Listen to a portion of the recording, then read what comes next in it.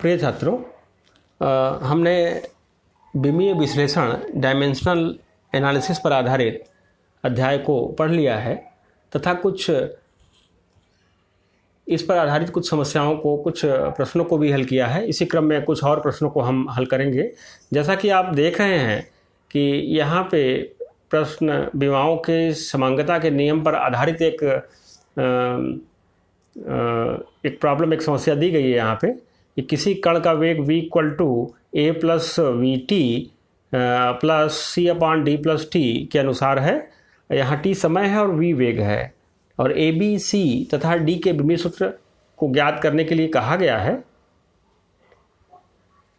तो सबसे पहले तो हम ये देखेंगे कि d t में जोड़ा गया है, d को t में जोड़ा गया है, अर्थात वही राशियाँ आपस में जोड़ी जाती हैं। हम जानते हैं वही राशियाँ आपस में जोड़ी जाती हैं या घटाई जाती हैं जिनके विमीय सूत्र समान होते हैं। तो यहाँ स्पष्ट है कि d का विमीय सूत्र t के समान है, तो d का विमीय सूत्र बराबर t का विमीय सूत्र और ये t आ गया। ठीक, अब यहाँ बाएं पक्ष में v है और दाहिने पक्ष में तीन पद हैं, a है, bt है और c अपान dt है। तो दाहिने पक्ष में जितने भी पद हैं सभी की विमाएं v के बराबर होंगी। तो इस प्रकार से हम कह सकते हैं कि a का विमीय सूत्र क्या होगा, v के विमीय सूत्र के समान होगा। तो a का विमीय सूत्र v के विमीय सूत्र के बराबर। v क्या है, वेग है, LT-1 इसका विमीय सूत्र होगा। ठीक इसी प्रकार से bt का विमीय सूत्र भी v के विमीय सूत्र के समान होगा और bt का विमीय सूत्र भी v का विमीय सूत्र हो गया। यदि हम b के विमीय सूत्र को लिखेंगे तो t का पक्षांतर हुआ, t कहाँ जाएगा, अपान में आ जाएगा यहाँ भी। तो v का विमीय सूत्र LT-1 और t का विमीय सूत्र t, इसको भी ब्रैकेट में लिखेंगे। ठीक है, इस प्रकार से कितना आ गया ये LT-2। तीसरा पद जो था दाहिने पक्ष में c अपान डी प्लस टी, उसका भी विमीय सूत्र v के विमीय सूत्र के समान ही होगा। हम लिख सकते हैं c का विमीय सूत्र बराबर v का विमीय सूत्र तो ही है और d प्लस टी का पक्षांतर करेंगे तो d प्लस टी का विमीय सूत्र गुणे में हो जाएगा। तो v वेग है, उसका विमीय सूत्र LT-1 और d प्लस टी क्या है, d और t दोनों समय है तो उसका विमीय सूत्र तो t ही रहेगा। तो इस प्रकार से इसका विमीय सूत्र c का l प्राप्त हो जाएगा। इस प्रकार से इस प्रॉब्लम को हमने सॉल्व किया। इसी क्रम में एक और प्रॉब्लम लेते हैं। विभिन्न भौतिक राशियों में संबंध को स्थापित करने पर आधारित यह प्रॉब्लम है। क्वेश्चन दिया गया है कि किसी बूंद के पृष्ठ तनाव के कारण आवर्तकाल t जो राशि है आवर्तकाल, वो घनत्व d, त्रिज्या r और पृष्ठ तनाव यश पर निर्भर करती है। तो एक व्यंजक स्थापित करना है t के लिए। तो जैसा कि हम जानते ही हैं कि सबसे पहले हम मान लेंगे कि माना आवर्तकाल t निर्भर करती है किस पर, घनत्व d की घात a, त्रिज्या r की घात b मान लिया और पृष्ठ तनाव s की घात c पर मान लिया कि निर्भर कर रही है। और समानुपाती के चिन्हों को हटाने के लिए एक अनुक्रमानुपाती नियतांक k लगा दिया गया जो विमाहीन नियतांक है। ये क्वेश्चन नंबर 1 आपका बन गया। अब दोनों पक्षों का विमीय सूत्र लिखने पर समय t जो दोलन काल है उसके लिए t और घनत्व d के लिए विमीय सूत्र ml-3 और a घात है तो घात a लगा दिया, r त्रिज्या के लिए l, घात b है b लगा दिया और पृष्ठ तनाव s के लिए विमीय सूत्र है mt-2 घात c लगा दिया। अब बाएं पक्ष में m और l नहीं है तो हम लिख सकते हैं m की घात 0, l की घात 0 और t है तो t की घात 1 लिख सकते हैं। दाहिने पक्ष में हमने m को इकट्ठा किया, m का घात यहाँ पर 1 है और ये a है तो यहाँ पे a हो गया और यहाँ पर m की घात कितनी है, c है तो a प्लस c। l को देखें तो -3 इंटू a, यहाँ पे -3 इंटू a, -3a और यहाँ पर b है -3a प्लस b, l की घात हो गई। t की घात कितनी हो गई, -2 इंटू c, -2c। अब दोनों पक्षों में हम क्या करेंगे, विमाओं की तुलना कर देंगे। विमाओं की तुलना करने से अब यहाँ हम देख रहे हैं कि m की घात कितनी a प्लस सी है और यहाँ m की घात 0 है, अर्थात a प्लस सी बराबर 0, एक समीकरण मिल गया। इसी प्रकार से l का घात कितना है, यहाँ पे l का घात 0 है और यहाँ l का घात कितना है, -3a plus b।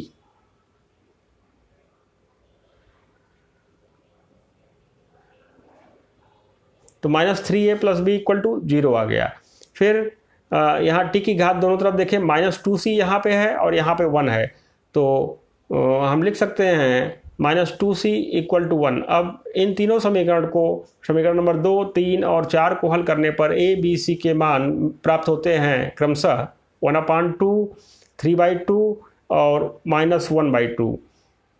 In a, b, c के मानों को हम समीकरण नंबर 1, यहाँ समीकरण नंबर 1 में रख देते हैं और इस प्रकार से समीकरण प्राप्त होता है t बराबर k d की घात हाफ, r की घात 3/2 और s की घात -1/2। इसको हम इस प्रकार से लिख सकते हैं t बराबर k √dr³ s।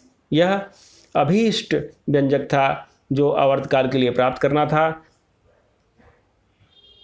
एक और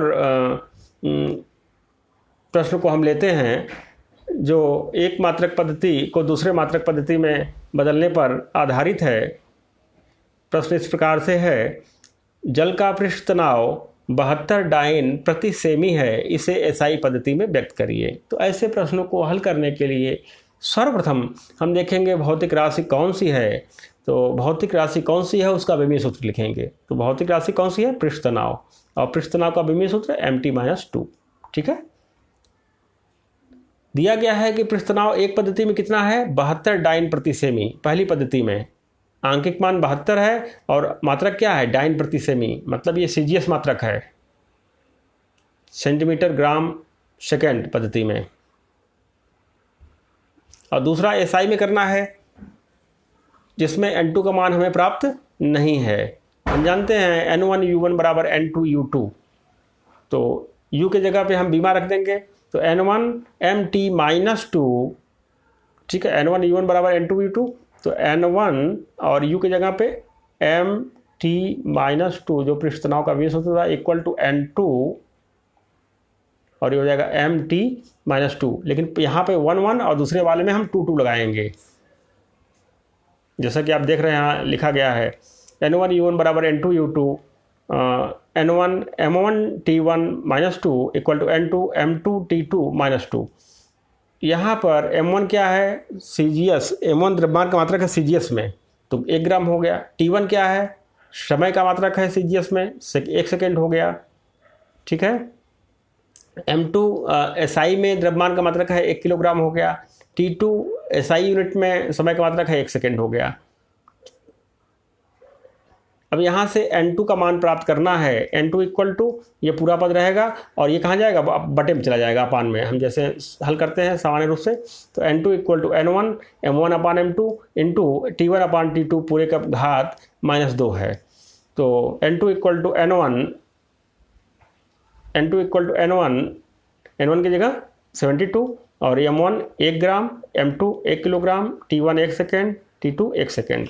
पुटअप करने पर हम देखते हैं यहाँ 1 किलोग्राम को 1000 ग्राम कर देते हैं, gram gram cancel out, second second cancel out, और हल करने पर यह 72 × 10⁻³ मान प्राप्त होता है, या जिसे हम 0.072 लिख सकते हैं ये एसआई यूनिट में।